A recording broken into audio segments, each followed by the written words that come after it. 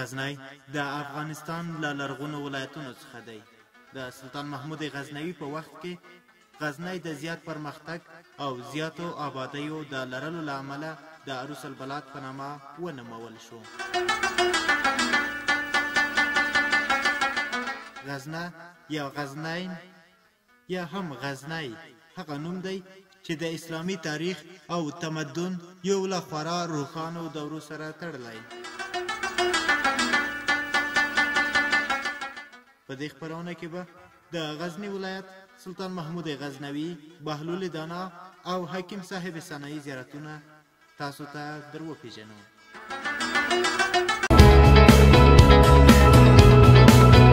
د شرق تلویزیون ټولې خپرونې په یوټیوب چینل کې زموږ یوټیوب چینل در سره سبسکرایب کړئ ترڅو تازه او په زړه پورې خپرونې وګورئ.